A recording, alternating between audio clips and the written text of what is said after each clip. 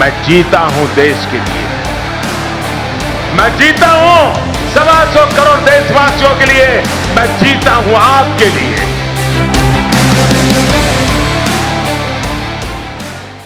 इस दिवाली में आपकी डबल दिवाली का काम मैं करने वाला हूं।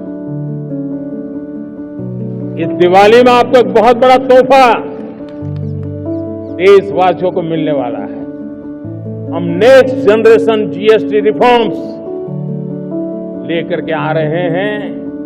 ये दिवाली के अंदर आपके लिए तोहफा बन जाएंगे। सामान्य मानवीय की जरूरतों के टैक्स भारी मात्रा में कम कर दिए जाएंगे। दिवाली से पहले मोदी सरकार ने देश की जनता को बड़ा तोहफा दिया है। जीएसटी काउंसिल की 56वीं बैठक में 5, 12, 18 और 28% के 4 टैक्स स्लैब को खत्म करके सरकार ने 5 और 18% के 2 टैक्स स्लैब को मंजूरी दे दी। नए बदलाव 22 सितंबर 2025 से लागू होंगे। इस फैसले ने आम आदमी को बड़ी राहत दी है। रोजमर्रा की कई चीजें अब सस्ती हो जाएंगी। पीएम मोदी का सशक्त नेतृत्व 2025 में भी सामने आया, जब पहलगाम आतंकी हमले के बाद भारत ने पाकिस्तान के खिलाफ ऑपरेशन सिंदूर चलाया, जिसके बाद पाकिस्तान को घुटने टेकने पड़े। पीएम मोदी ने अपने एक और फैसले से साबित किया वो देश के लिए दोस्ती को भी ताक पे रख सकते हैं। अमेरिका भारत के कृषि और डेयरी सेक्टर में एंट्री चाहता है, लेकिन मोदी सरकार इसके लिए तैयार नहीं है। इसके पीछे किसानों के हित के अलावा धार्मिक वजह भी है। पीएम मोदी के इन्हीं फैसलों की वजह से आज हिंदुस्तान लगातार कामयाबी की छलांग लगा रहा है और दुनिया के मानचित्र पर अपनी अलग छाप छोड़ रहा है। पीएम मोदी के कार्यकाल में भारत तेजी से अपने रक्षा निर्यात में वृद्धि कर रहा है। भारत का रक्षा निर्यात 2013-14 में 686 करोड़ रुपए से लगभग 34 गुना बढ़कर 2024-25 में 23,622 करोड़ रुपए पहुंच चुका है। भारत अब 100 से अधिक देशों को निर्यात कर रहा है। भारत रक्षा उपकरणों के अपने घरेलू उत्पादन का भी तेजी से विस्तार कर रहा है। 2024-25 में रक्षा मंत्रालय ने 2.09 लाख करोड़ रुपए से अधिक के 193 कॉन्ट्रैक्ट साइन किए। इनमें से 177 कॉन्ट्रैक्ट घरेलू उद्योग को दिए गए। मोदी सरकार ने 2016 में वायुसेना को मजबूत करने के लिए फ्रांस से 36 राफेल लड़ाकू विमान खरीदने का फैसला किया। वहीं 2025 में नेवी की ताकत बढ़ाने के लिए फ्रांस के साथ 26 राफेल मरीन जेट विमानों का सौदा हुआ। मोदी सरकार ने देश के दुश्मनों को सबक सिखाने से कभी समझौता नहीं किया। उन्होंने इसके लिए हमेशा सेना को खुली छूट दी।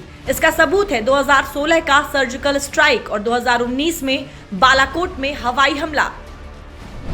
भारत का पहला स्वदेशी विमानवाहक पोत आईएनएस विक्रांत औपचारिक रूप से 2 सितंबर 2022 को नौसेना में शामिल हुआ। इसे प्रधानमंत्री नरेंद्र मोदी ने लगभग 1 साल समुद्री परीक्षण पूरा करने के बाद नौसेना को सौंपा। आईएनएस विक्रांत 20,000 करोड़ रुपए की लागत से तैयार हुआ है। प्रधानमंत्री नरेंद्र मोदी ने 2 सितंबर 2022 को नए नौसेना ध्वज का अनावरण किया। उन्होंने नया ध्वज छत्रपति शिवाजी को समर्पित किया। देश के आजाद होने के बाद से भारतीय सेना में ब्रिटिश औपनिवेशिक झंडे और बैच का ही इस्तेमाल होता रहा था। 27 अगस्त 2025 को प्रधानमंत्री नरेंद्र मोदी की अध्यक्षता में केंद्रीय मंत्रिमंडल ने राष्ट्रमंडल खेल 2030 के लिए बोली प्रस्तुत करने के लिए युवा मामले और खेल मंत्रालय के प्रस्ताव को मंजूरी दी। इसके साथ ही 2036 में ओलंपिक की मेजबानी के लक्ष्य के साथ भारत को वैश्विक खेल महाशक्ति के रूप में स्थापित करने का लक्ष्य है। प्रधानमंत्री नरेंद्र मोदी ने 6 जून 2025 को चिनाब ब्रिज का उद्घाटन किया। ये चिनाब नदी के ऊपर बना दुनिया का सबसे ऊंचा रेलवे पुल है, जो कटरा और बनिहाल के बीच स्थित है। पुल की कुल लंबाई लगभग 1315 मीटर है। ये एफिल टावर से भी ऊंचा है। 58 खादी के विकास के लिए मोदी सरकार लगातार काम कर रही है। खादी और ग्रामोद्योग आयोग ने वित्तीय वर्ष 2024-25 में ऐतिहासिक उपलब्धि हासिल की है। इस दौरान 1.7 लाख करोड़ रुपए का कारोबार दर्ज किया गया। 6 अप्रैल 2025 को प्रधानमंत्री नरेंद्र मोदी ने नया पंबन रेल पुल राष्ट्र को समर्पित किया। ये भारत का पहला वर्टिकल लिफ्ट समुद्री पुल है, जिसे 700 करोड़ रुपए से अधिक की लागत से बनाया गया है। 29 फरवरी 2024 को प्रधानमंत्री मोदी की अध्यक्षता में केंद्रीय मंत्रिमंडल ने प्रधानमंत्री सूर्य घर मुफ्त बिजली योजना को मंजूरी दी। ये दुनिया की सबसे बड़ी घरेलू रूफटॉप और ऊर्जा पहल है। इसका उद्देश्य 1 करोड़ घरों को हर महीने 300 यूनिट तक मुफ्त बिजली उपलब्ध कराना है। मोदी सरकार वन नेशन वन इलेक्शन की तरफ तेजी से आगे बढ़ रही है। 14 मार्च 2024 को भारत के पूर्व राष्ट्रपति रामनाथ कोविंद की अध्यक्षता में गठित उच्च स्तरीय समिति ने राष्ट्रपति द्रौपदी मुर्मू को अपनी रिपोर्ट सौंपी है।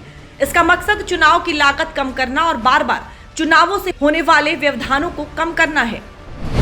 उत्तर पूर्वी क्षेत्र के लिए मोदी सरकार लगातार काम कर रही है। सरकार ने पूर्वोत्तर में अफसा क्षेत्रों में 75% की कमी की है। 2014 की तुलना में 2024 में इस क्षेत्र में उग्रवाद में 64% की कमी आई है।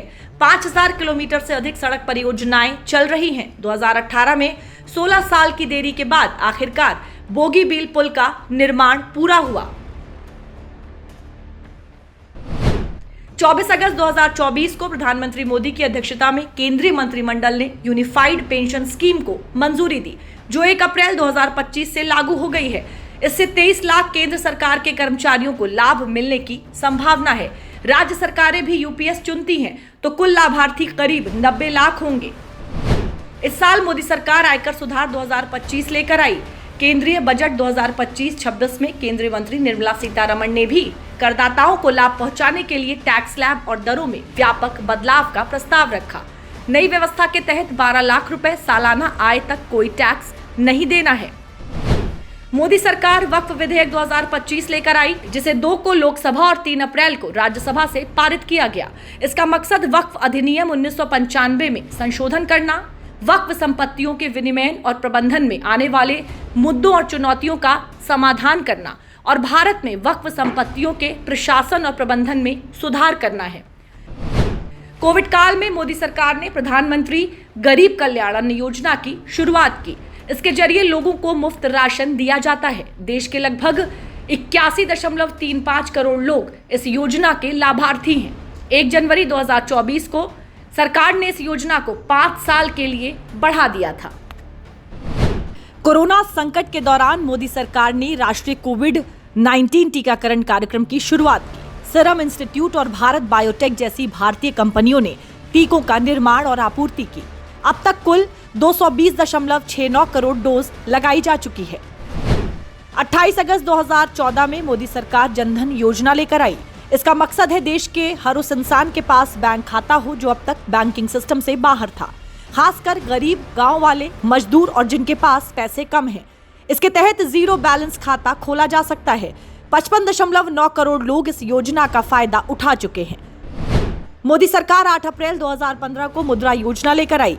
इसके तहत गैर कॉरपोरेट, गैर कृषि, लघु सूक्ष्म उद्योगों को 20 लाख रुपए तक कर्ज दिया जाता है। अब तक 52 करोड़ से अधिक लाभार्थियों को 32.61 लाख करोड़ रुपए का कर्ज दिया जा चुका है। अगस्त 2019 से केंद्र सरकार राज्यों के साथ साझेदारी में देश के हर ग्रामीण परिवार को पीने योग्य नल जल आपूर्ति सुनिश्चित करने के लिए जल जीवन मिशन चला रही है। इस मिशन के जरिए 12.45 करोड़ परिवारों को पानी कनेक्शन उपलब्ध कराया गया है। अन्नदाता के लिए सरकार किसान सम्मान निधि योजना लेकर आई। इसके जरिए पूरे भारत में छोटे और सीमांत किसानों को वित्तीय सहायता दी जाती है। पात्र किसानों को 3 समान किस्तों में सालाना 6,000 रुपए सीधे उनके बैंक खातों में मिलते हैं। 2 अक्टूबर 2014 को मोदी सरकार ने स्वच्छ भारत मिशन की शुरुआत की, जिसका मकसद ग्रामीण क्षेत्रों में खुले में शौच से मुक्ति और शहरी क्षेत्रों में कूड़ा, कचरा और सीवेज से संबंधित समस्याओं का समाधान करना था।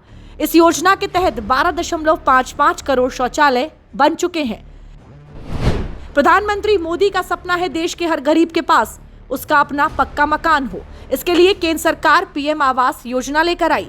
प्रधानमंत्री आवास योजना शहरी 25 जून 2015 को लॉन्च की गई और प्रधानमंत्री आवास योजना ग्रामीण 1 अप्रैल 2016 को लॉन्च की गई। इसके तहत 4 करोड़ घर बनाए गए। प्रधानमंत्री नरेंद्र मोदी ने 14 सितंबर 2017 को मुंबई और अहमदाबाद के बीच भारत की पहली हाई स्पीड बुलेट ट्रेन परियोजना की आधारशिला रखी। 508 किलोमीटर लंबी इस परियोजना में करीब 1,08,000 करोड़ रुपए की लागत का अनुमान है।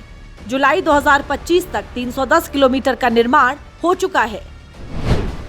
20 अक्टूबर 2023 को प्रधानमंत्री मोदी ने गाजियाबाद के साहिबाबाद रैपिडेक्स स्टेशन पर दिल्ली गाजियाबाद मेरठ आरआरटीएस कॉरिडोर के प्राथमिकता वाले सेक्शन का उद्घाटन किया, जिसे नमो भारत रैपिडेक्स ट्रेन कहा जाने लगा। 13 अक्टूबर 2021 प्रधानमंत्री गतिशक्ति राष्ट्रीय मास्टर प्लान की शुरुआत हुई। ये भारत के आर्थिक क्षेत्रों में मल्टी मॉडल इंफ्रास्ट्रक्चर कनेक्टिविटी को बेहतर बनाने की एक व्यापक पहल है। उद्यमियों को समर्थन देने, एक मजबूत स्टार्टअप इकोसिस्टम बनाने और दुनिया को नौकरी देने वाला देश बनने के मकसद से मोदी सरकार ने 16 जनवरी 2016 को स्टार्टअप इंडिया की शुरुआत की। मोदी सरकार ने 25 सितंबर 2014 को मेक इन इंडिया की शुरुआत की। इसका मकसद निवेश को सुगम बनाना, इनोवेशन को बढ़ावा देना, सर्वश्रेष्ठ बुनियादी ढांचे का निर्माण और भारत को मैन्युफैक्चरिंग, डिजाइन और इनोवेशन का केंद्र बनाना है। मेक इन इंडिया के जरिए भारत लगातार अपने लक्ष्यों को हासिल कर रहा है। 15 जुलाई 2015 को मोदी सरकार ने कौशल भारत मिशन की शुरुआत की। इसका उद्देश्य प्रधानमंत्री कौशल विकास योजना और जन शिक्षण संस्थान जैसे कार्यक्रमों की मदद से युवाओं को उद्योग संबंधित कौशल प्रदान करना है। पीएमकेवीवाई के तहत 1.63 करोड़ से अधिक उम्मीदवारों को मैन्युफैक्चरिंग, निर्माण, स्वास्थ्य सेवा, आईटी, इलेक्ट्रॉनिक्स, खुदरा जैसे क्षेत्रों में प्रशिक्षित किया गया है। मोदी सरकार ने जम्मू कश्मीर से आर्टिकल 370 को खत्म किया। 5 से 6 अगस्त 2019 को संसद ने आर्टिकल 370 को निरस्त करने के प्रस्ताव को मंजूरी दी, जिसके बाद राज्य को 2 केंद्र शासित प्रदेशों जम्मू कश्मीर और लद्दाख में विभाजित कर दिया गया। ग्रुप सी और डी सेवाओं के लिए इंटरव्यू को मोदी सरकार ने खत्म किया। 15 अगस्त 2015 को स्वतंत्रता दिवस पर लाल किले की प्राचीर से बोलते हुए प्रधानमंत्री नरेंद्र मोदी ने साक्षात्कार की समाप्ति और नौकरी के चयन को पूरी तरह से लिखित परीक्षा के आधार पर करने का सुझाव दिया था। मोदी सरकार ने 1 अक्टूबर 2022 को भारत में 5G सेवाओं का शुभारंभ किया। देश के 99.8% जिलों में इस वक्त ये उपलब्ध है। 25 करोड़ से ज्यादा मोबाइल ग्राहक 5G सेवा का इस्तेमाल कर रहे हैं। भारत की पहली G20 अध्यक्षता में 18वां G20 नेताओं का शिखर सम्मेलन 9 से 10 सितंबर 2023 को वसुधैव कुटुंबकम की भावना के साथ नई दिल्ली के भारत मंडपम में आयोजित किया गया। इस शिखर सम्मेलन में 20 सदस्य देशों, 9 आमंत्रित देशों और 14 अंतर्राष्ट्रीय संगठनों ने भाग लिया।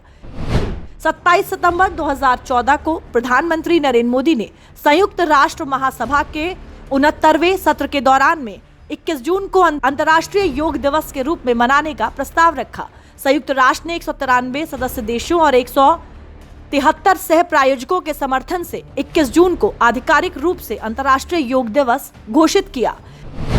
देश के आम आदमी के लिए मोदी सरकार उड़ान योजना लेकर आई। 21 अक्टूबर 2016 को इस दृष्टिकोण के साथ इसकी शुरुआत की गई। चप्पल पहनने वाला एक आम आदमी भी हवाई यात्रा कर सके। इस योजना से 1.49 करोड़ से अधिक यात्री लाभान्वित हुए हैं।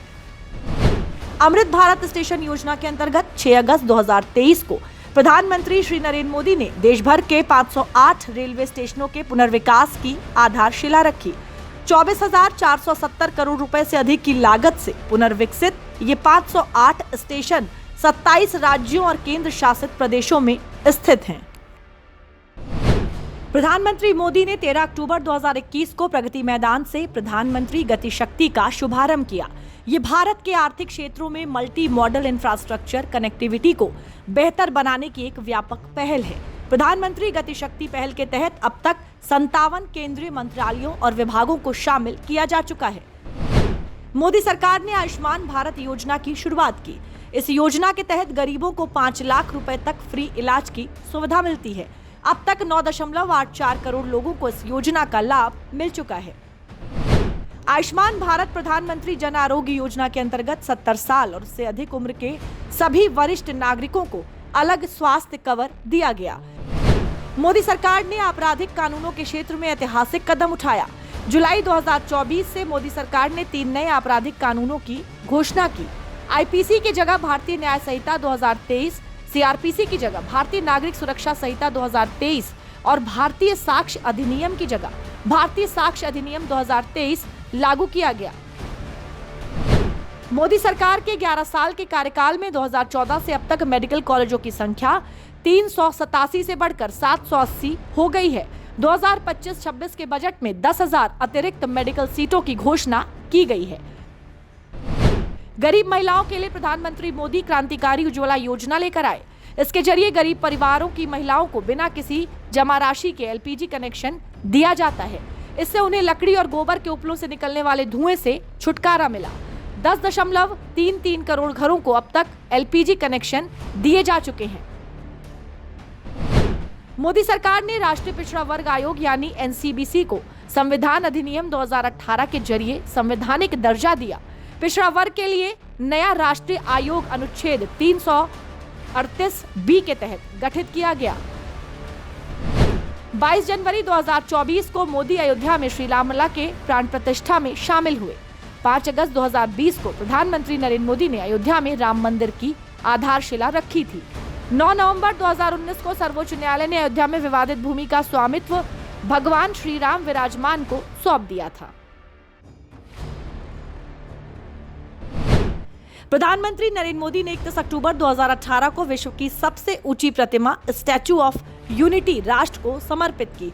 गुजरात के नर्मदा जिले के केवड़िया में सरदार वल्लभ भाई पटेल की 182 मीटर ऊंची प्रतिमा उनकी जयंती पर राष्ट्र को समर्पित की गई। मोदी सरकार ने मुस्लिम महिलाओं को 3 तलाक से आजादी दिलाई। लोकसभा ने 25 जुलाई 2019 को मुस्लिम महिला विधेयक 2019 पारित किया। इसके बाद राज्यसभा ने भी इसे 30 जुलाई 2019 को पारित कर दिया। राष्ट्रपति की सहमति के बाद 19 सितंबर 2018 से ये लागू हो गया। मोदी सरकार ने ईडब्ल्यूएस के लिए 10% आरक्षण का प्रावधान लागू किया। 12 जनवरी 2019 को अधिनियम लागू हुआ। ये सेवाओं और शैक्षणिक संस्थाओं में प्रवेश में आर्थिक रूप से कमजोर वर्गों को आरक्षण का लाभ देता है। पीएम मोदी ने 10 दिसंबर 2020 को नए संसद भवन की आधारशिला रखी। इसकी कुल लागत लगभग 971 करोड़ रुपए थी और इसका निर्माण लगभग 3 साल में हुआ। पीएम ने 28 मई 2023 को नया संसद भवन राष्ट्र को समर्पित किया।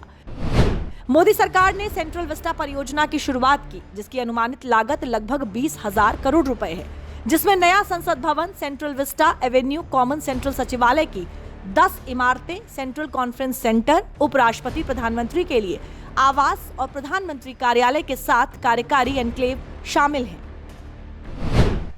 पीएम मोदी का एक बड़ा फैसला गगनयान परियोजना भी है, जिसका मकसद भारतीय मानव अंतरिक्ष कार्यक्रम स्थापित करना है। गगनयान कार्यक्रम की कुल लागत लगभग 20,193 करोड़ है। जुलाई 2015 में प्रधानमंत्री नरेंद्र मोदी ने डिजिटल इंडिया की शुरुआत की। इस योजना का मकसद हर भारतीय के जीवन को आसान बनाने के लिए तकनीक का उपयोग करना है।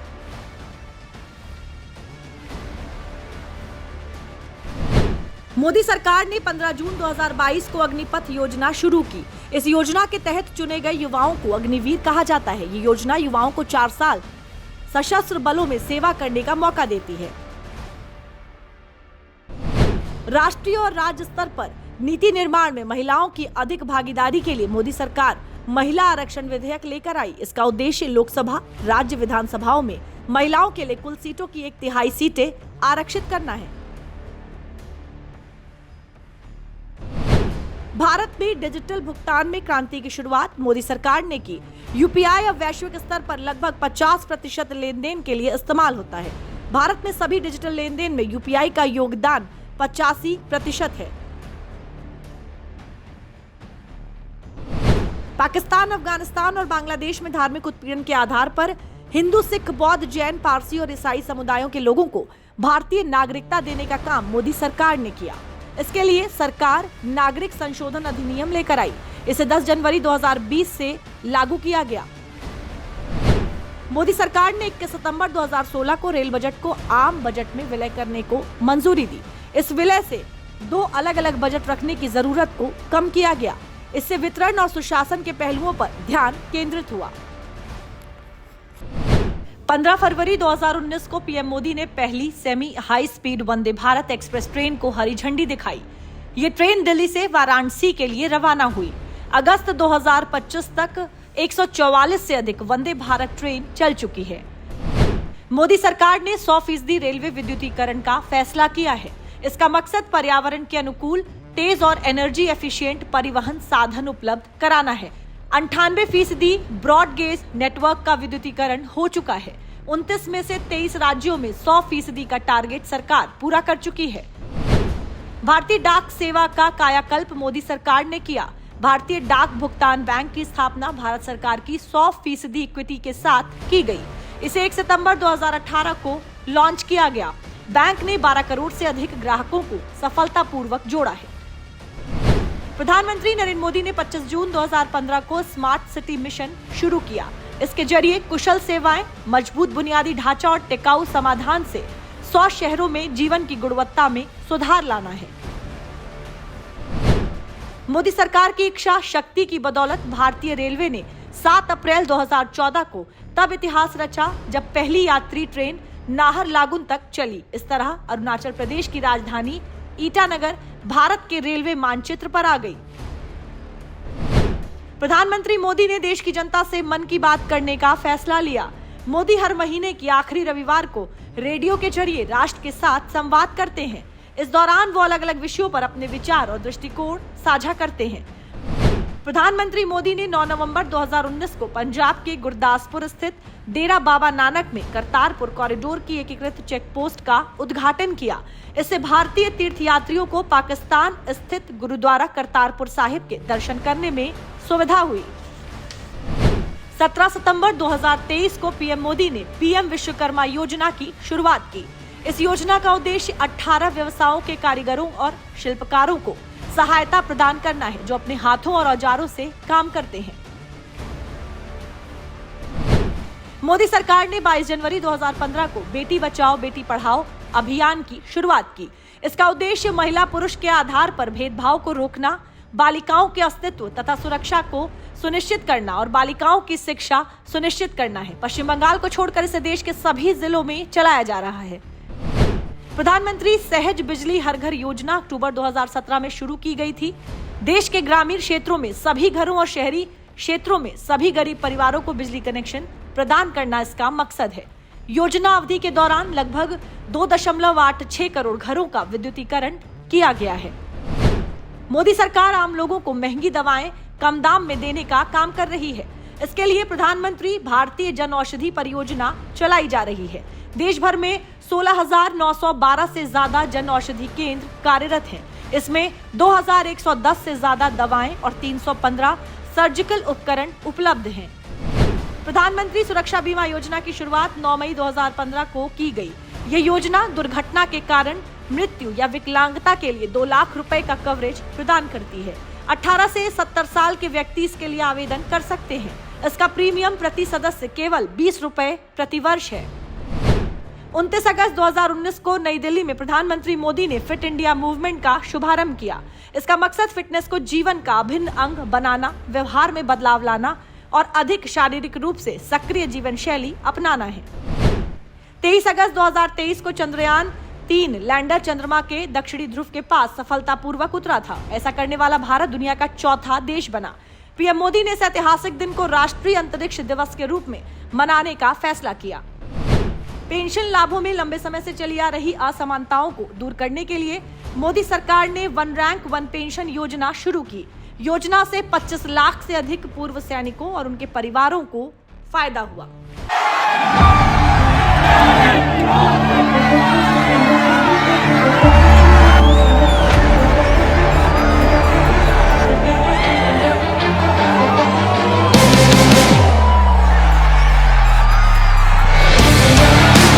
मैं जीता हूं देश के लिए, मैं जीता हूं 125 करोड़ देशवासियों के लिए, मैं जीता हूं आपके लिए।